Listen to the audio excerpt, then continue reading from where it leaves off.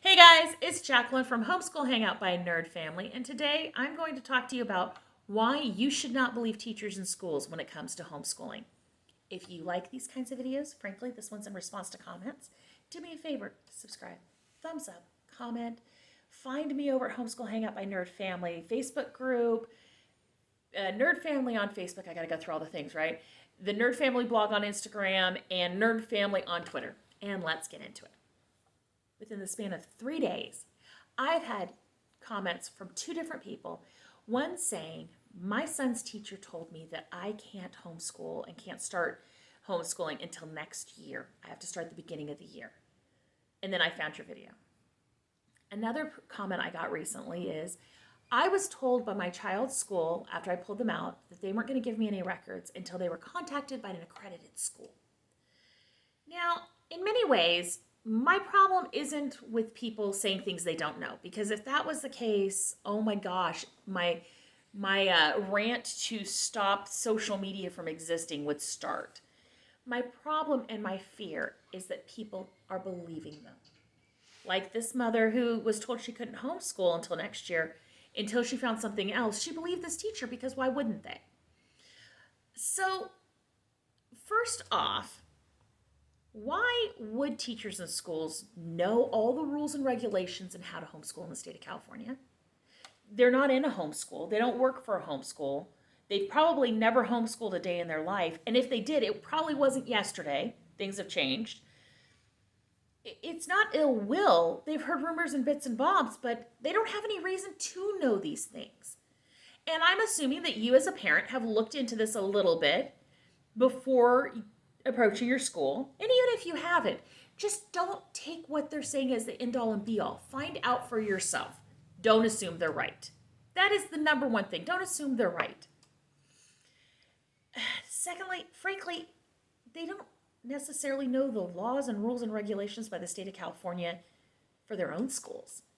And when I say that, I mean they know how their school does things, and like we do with almost any job, you know how your boss does things. I worked at Burger King when I was in college.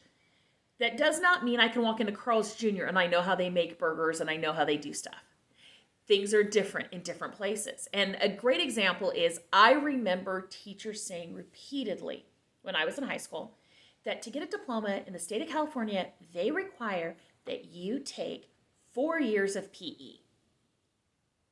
Well, that's not true.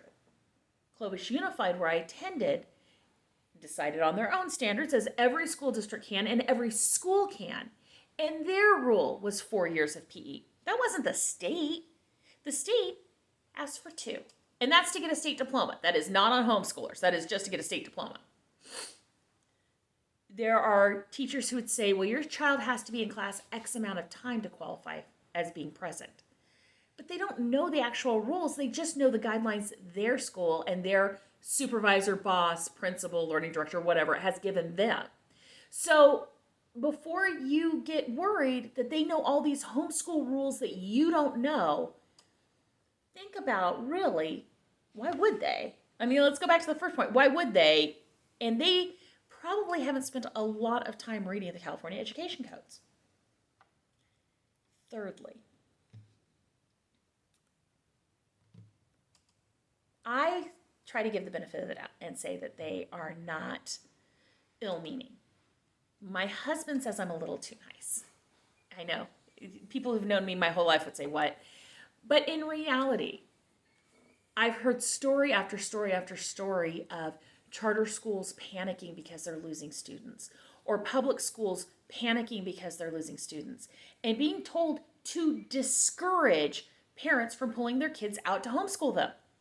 Sometimes it's frankly they don't want to lose the students. Sometimes it may just be that they love your child and they think that what they're choosing for them is best, but it's not their choice to make. Sometimes it's because they really just want to stop the shrinkage that's happening. They don't necessarily believe that homeschooling's best for anyone, much less everyone. So they're coming at it with their own biases.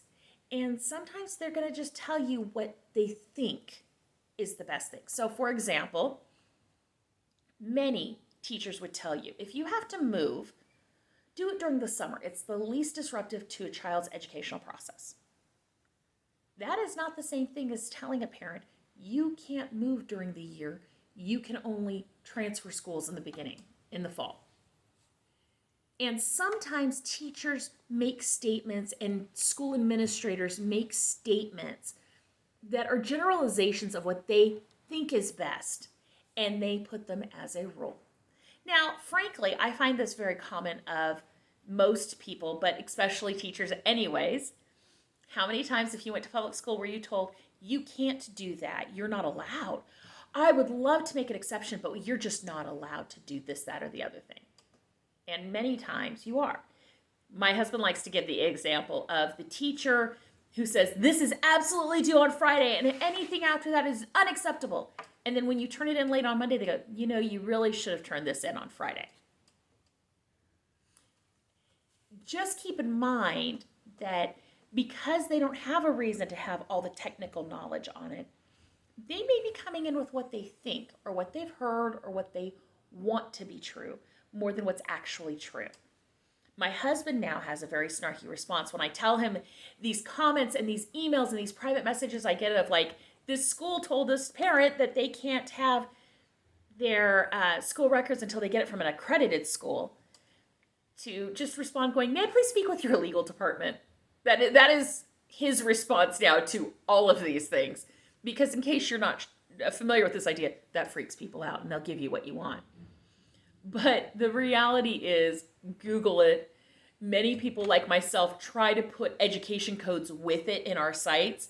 And when you walk into a school and you say, look, according to education code, and I think like one of them is 31907, I think, I could be wrong on that, I get to do X, Y, or Z. That pretty much will end the argument, and they will fall in line with what you already know you're allowed to do. If you don't know what you're allowed to do, Google it. It's not hard. Plenty of us, HSLDA, myself, I give very specific things based in the codes. But don't accept their no when you think it could be a yes. Frankly, the schools have very little authority over what you do, how you do, when you do, at all. You can start homeschooling immediately because you say so, and you file a PSA or a private school affidavit. You don't need approval. There is no legal approval given. There is an index of private schools that your school can go look up. You just need to give them the name. You don't have to give them anything. You don't have to tell them what curriculum you're using. You don't have to tell them what kind of setup you have at home. You don't have to tell them how many days you're going to homeschool. And I say all these things because specifically, I have been told schools have asked them. And part of it is that kind of idea sometimes that people in authority have of, if I question you enough, you'll get nervous and do what I want you to do. Have confidence in yourself. These are your children. You have a lot of legal rights in California. And frankly, it's just not up to them. Don't believe them. You can take it under advisement and put that into a search engine. But don't believe them and take their no's or yeses at face value. Slightly controversial, slightly ranty video. If you hate these, leave me a comment letting me know you hate them. If you love them, let me know. Encourage me to be more brash. And I will talk to you all later. Bye-bye.